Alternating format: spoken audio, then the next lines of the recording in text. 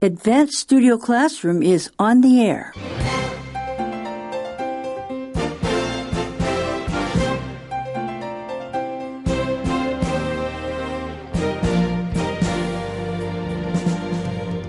It's the 31st, the last day of the month, and the last day of our article on street food, so stay tuned.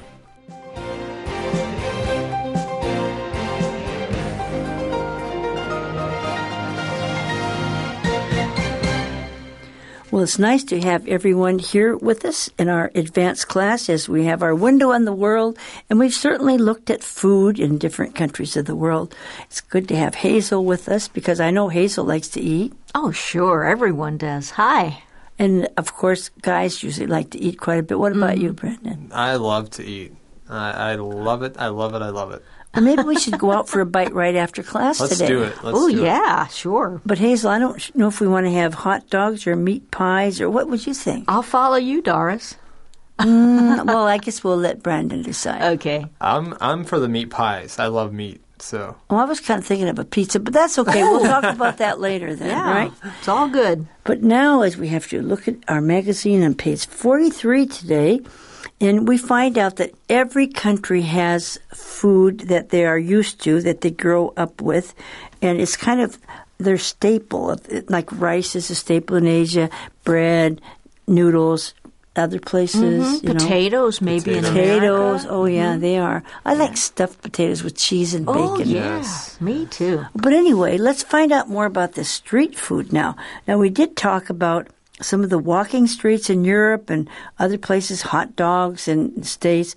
But Southeast Asia, when you talk about street food, you cannot forget Asia, right? That's right. It says no place can rival Southeast Asia.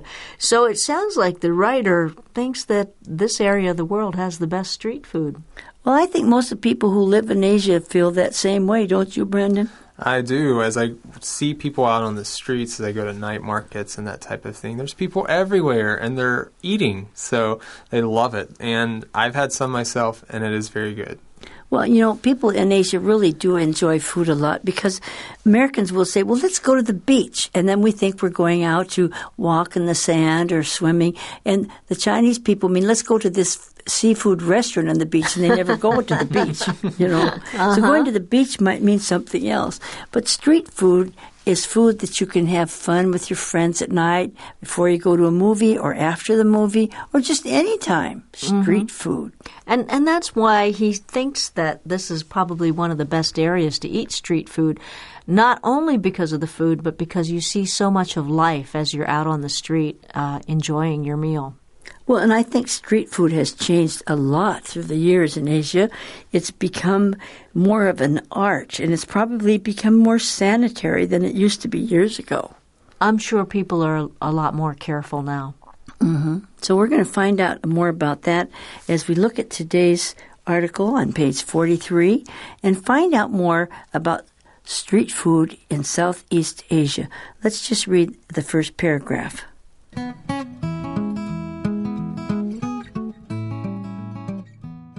But no place can rival Southeast Asia when it comes to street food, in large part because so much of its life, not just eating, takes place on the street.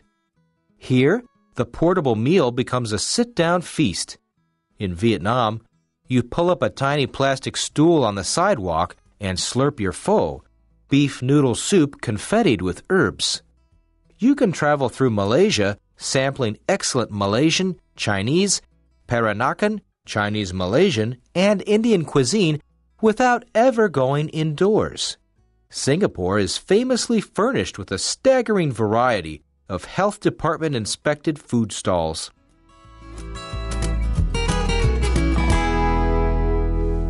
Well, I guess every place in Asia thinks that their place is the best. Like if you would go to Vietnam, they think their street food is the best. But if you go to Japan, they have a lot of street food too. So I guess we should just sample all of it. That's right. We should just go to every country and try the food. Sounds like fun to me. See for ourselves. But no place can rival it means that no place can really come up to the variety. And that's true. We do have a lot of variety on our street food in Asia, don't we? Mm-hmm. Well, that's because, you know, it's just not only eating, but everything is really on the street. Now, we talked about street food in Australia, and that means you can go into a little shop maybe and buy the meat pies. But in Asia, when we say street food, we mean sitting right on the street sometimes. That's often what you do, sit at a little table on the street. That's right. Mm-hmm. Of course, we're talking about places like Vietnam here. They have a sit-down feast. You can pull up a little plastic stool on the sidewalk and slurp your, they call this pho, beef noodle soup. Confettied with means just peppered with, or lots of it, right? Mm-hmm. Mm-hmm. It's interesting. It says a portable meal, something that most people might just take out and take home, becomes a sit-down feast. So instead of taking it away, they sit down with their friends like you were talking about, Doris, and just enjoy their meal together. Even though it might be very simple, it's very enjoyable and tasty. I think there's something fun about sitting out in the street and eating and seeing things going on nearby. Do you think so, Brandon? Right, yeah, you get kind of to be able to see the culture more. And because you don't do this in America a lot of times, these types of street foods that you see in Southeast Asia. So when I first came to Southeast Asia, I was able to see the culture when I went out to eat. Mm-hmm. And the food is very good, and you get to experience the people as well. You know, it didn't mention the Philippines so much here, but they like to do that too. Mm-hmm. Yeah. I think throughout Asia we like that because sometimes the weather is good, and especially if you're in a subtropical climate and there's coconut trees and you're having a little cold coconut drink out there. That's kind of fun, isn't it? Yeah, sure. So I think that when you go through Malaysia, and Malaysia, of course, down at the tip of Malaysia, you have Singapore. You get all kinds of samples of Chinese food from all over China. Mm-hmm. It sounds good. And, you know, I've met some people that worry about eating on the street because they think that maybe the food might be contaminated or it might be dangerous to eat. Could be. Perhaps they'll get sick. And maybe that's true, but it does say at the end of this paragraph that Singapore not only has a staggering variety of food, but also the health department inspects all that food. So they're trying, in places like this, they're trying to make the food safe. They don't want you to have these worries. They want you to enjoy the food wherever you are. And that's even a better reason to go out and eat the street food. You don't have to be as concerned about getting some disease or getting sick. Brandon, have you ever been to Singapore? I have not been to Singapore, but that is definitely on my list, my all-star roster. Right. Well, you'll have to go down there sometime and really see what these places are like, because they have lights strung out in the street. They have a whole big kind of like a parking lot area. And then they have the food is kind of refrigerated that hasn't been cooked yet, and it's kept more sanitary. And they have this, kind of a seal of approval from the government that the food is clean. It's health department inspected food stalls. And people just love to go to the night markets in Singapore. Mm-hmm. Sounds like a great idea. Let's go, Brandon. Let's go. Let's do it. And, of course, the thing that you worry about street food is, like, if you aren't health inspected, sometimes like chicken and meat like that, if it gets too hot, then it can get something, salmonella poisoning or something. So if it's not kept refrigerated, or the way the dishes are washed, if it's not sanitary, you can get a lot of diseases. And it used to be that way. When I first came to Asia, there were flies all over everything. And you'd put the rice on the table, and pretty soon the flies would be sitting on it, and you couldn't keep them away from there. And you think, ooh, how can I eat that?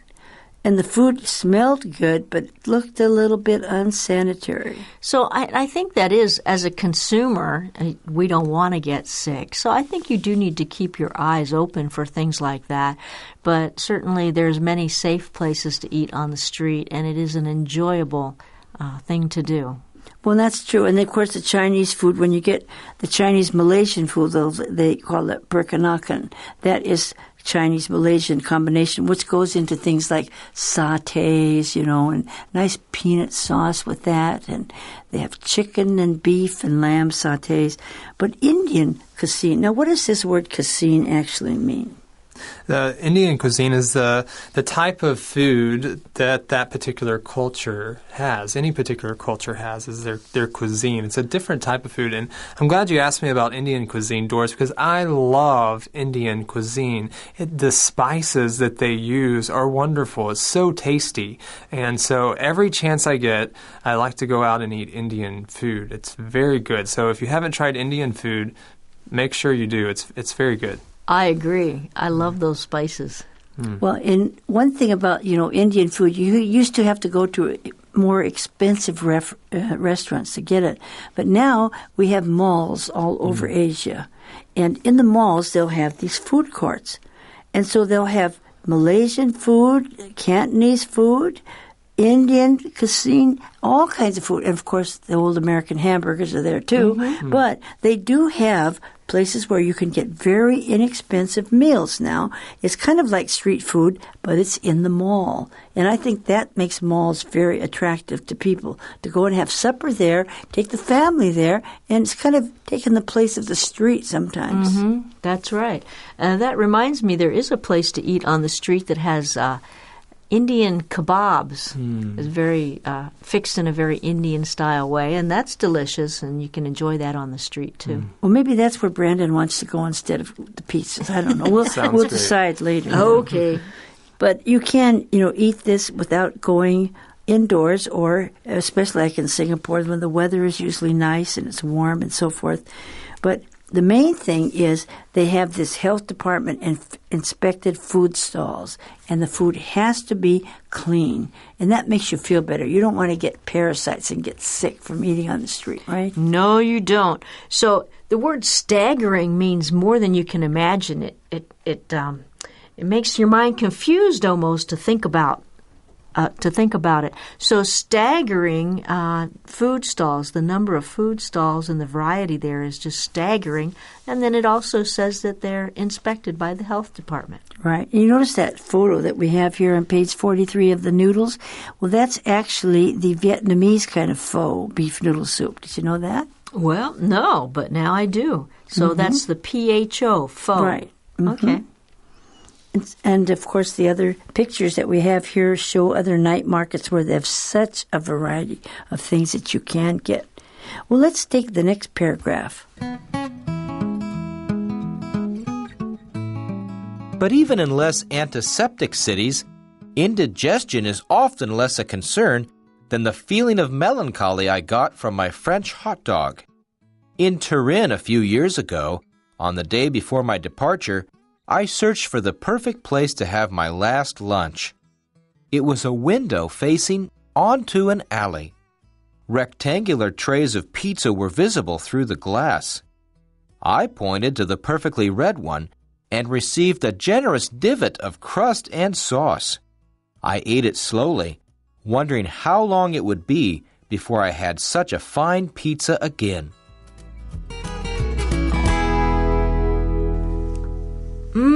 That sounds so good. I love pizza. Oh, me too. Well, that does sound pretty good.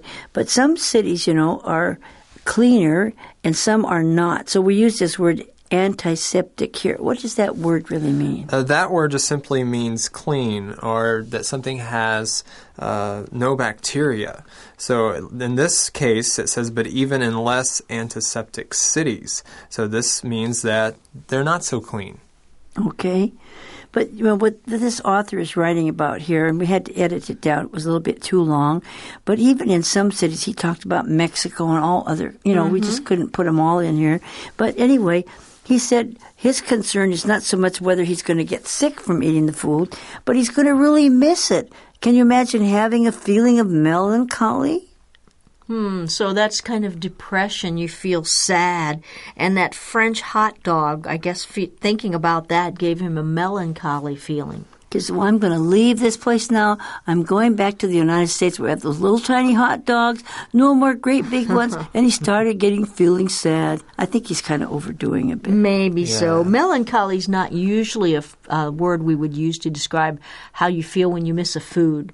Usually you just feel sad about your life or something. But on the other hand, if you're feeling melancholy, sometimes a little food can pick you up. You're right. And can make you feel happy again. That's right. That's right. I think when I think of a food that makes me happy, I think of an Italian dish, a lasagna. That's something that sometimes I miss. So I may feel a little sad about that. Okay, so we're going to have to take him out for Italian, I think. Okay, sounds good. But in Turin, in Italy, a few years ago, when our author Thomas here was over there, he said he was searching for a perfect place to have my last lunch. So either he's writing articles for some magazines or whatever he does, but he really thinks it's important. Where am I going to eat my last lunch here in Italy? He wanted to make it a pleasant experience, something he could remember, and so he found a window facing onto an alley. So it doesn't sound like a big shop or a big restaurant, but just kind of a window where he could buy something. What did he see there? He saw rectangular trays of pizza. When he was looking through the glass, he saw the pizza there, and he saw that might be what he wanted to eat. So he pointed to this perfectly red one, a perfectly red pizza, and received a generous divot of crust and sauce. So I think he means by divot a nice slice. A divot is a piece of something. Right. Mm-hmm. We often, think of buying a whole pizza, but when you're out, you're going to buy something on the street, then you just buy one piece of a pizza. Okay. We usually say slice of pizza and not divot, but because he's a writer, he wants it to sound a little bit more interesting, so he used that word divot.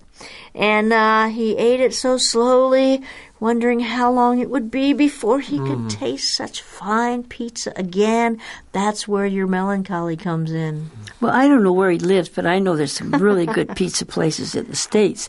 In fact, a lot of Italian Americans say that they like the pizza in America even better than Italy because America has really changed them. Like in Italy, you get sort of a plain crust usually, and it's not really that soft and it's kind of a little harder sauce and like that, and it's thin. But in America, you can get this, and other places where they have American-style pizzas, you can get the cheese in the crust. Oh, yeah. Stuffed cheese crust. Now, I like that. Yeah. Chicago area is very famous, and I think of a lot of immigrants who came to Chicago. So probably, like you had mentioned before, different countries contribute to these recipes, and the food, the cuisine changes. And so we probably can get a lot of different tastes and flavors. Well, and what kind of pizzas can we usually get in America? We have different kinds of crust, don't we? We do. You can get a crust that has cheese inside of it. You can get a thick crust. You can get a thin, crunchy crust.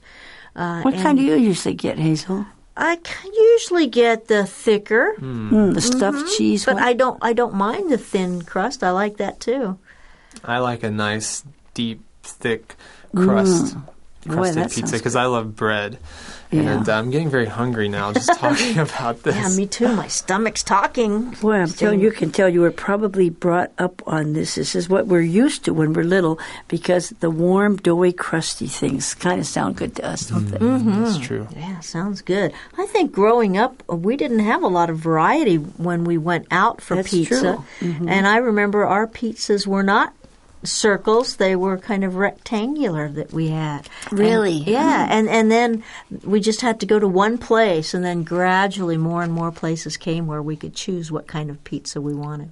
Well, I think I remember that Chicago was the place that, really started using pizzas more in the States. A lot of Italians there, too.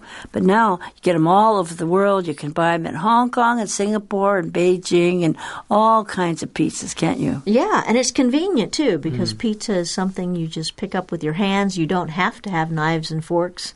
If you want to, that's okay, but it's very convenient food and very delicious. But, of course, in the Chinese food that you get in some of these night markets, they have some kind of mantou bread and different kinds of bread that it's not really like pizza, but it's got crusty things to it. So a lot of Chinese food has different types of breads that kind of take the place of that, too. More and more.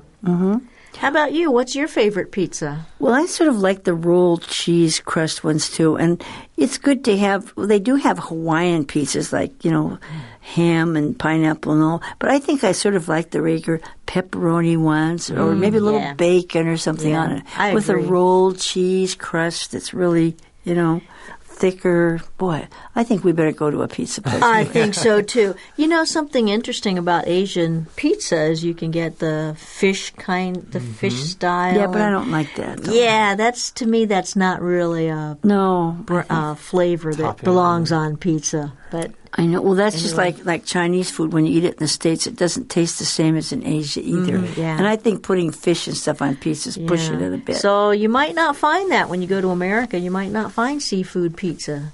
Well, you can get certain kinds like shrimp and all, but I think you can't get, huigi and cuttlefish and all that on them. But anyway, street food, wherever you live, it's something that's part of life. And I think when we're out on the street, sometimes it's the steak. You can kind of see people, the sizzle of the steak or the smell of it, and it really tickles our taste buds. And we like food that also is not too hard on our wallet. In other words, it doesn't cost too much, right? Mm-hmm. It's good for your taste buds, and it's good for your wallet, or even satisfies your taste buds. Good for your wallet. Anyway, you get the idea. And I think street food is here to stay. I hope so. But, even countries in the north like Sweden and Norway and those countries where they don't have the same kind of thing are getting into more having these kebabs and things than they used to. But what I like when you go to some place like Sweden and all, people like to sit outside and eat. Or, any kind of countries where the sun comes out. And then if you have crusts, what you can do is feed the little birds that come around. Oh, that's a good idea. Do you ever do that when you're sitting out in the street? No. It's kind of fun. The birds like to come and you give them a little bite. And that makes it more interesting, I think. Okay, sure. Or if you happen to be in Seattle and you're sitting along the waterfront, 6 lakes in the city, then what you can do is feed the seagulls and throw your pizza crust in the air, and the seagulls will grab them and eat them. Right when you just throw them in the air. Or the fish come up. I mean, there's a lot of fun things with eating. I guess so. So eating outside, there's an advantage to that. It's just a fun activity. Right. Eating is always a fun activity, no matter where you are, in my opinion. Right. I think here in Asia or in some of these other countries, maybe it's easier to find a street that's got street food and places to sit. I think where I live in the States, I wouldn't see that as often. That's right. I don't think you see the types of street food that you would in Asia. Asia, you can go just about anywhere, and you'll see some type of street food, which is very convenient. Well, that's because Hazel's from the east coast of the United States. But if you go to Los Angeles, it's just like Chinatown anyway. All kinds of Korean, Chinese, Japanese, and, you'll still think you're in Asia if you go to Los Angeles. Okay, really? Yeah. But when you go to Singapore, be sure that you go to these certified food places and have some really good night market food.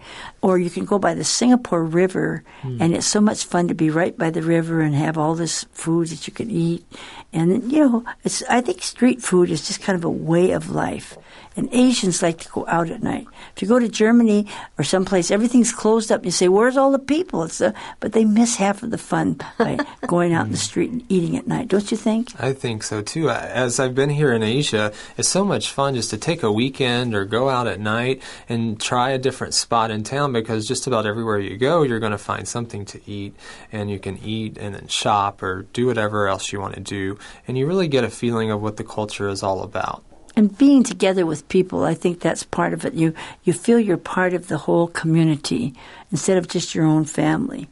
So I think there's something more than just the food. But we can be glad that we do have street food, and as long as it's clean and antiseptic in that way, it's good for us.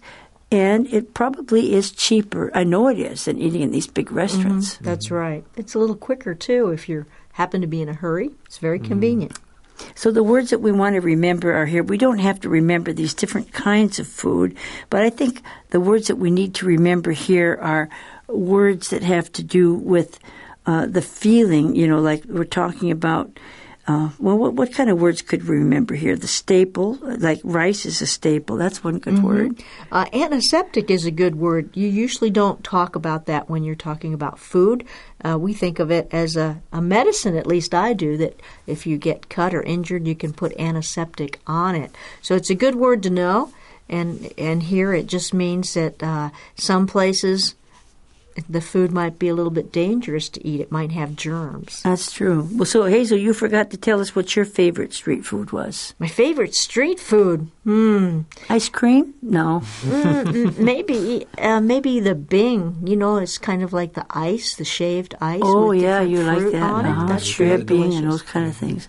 That's good in the summer, right? It is very good in the summer. I love to have mango and strawberry on that. Oh, yeah. It's very good. But, I even like these nice sweet potatoes that they're me good too. Sometimes.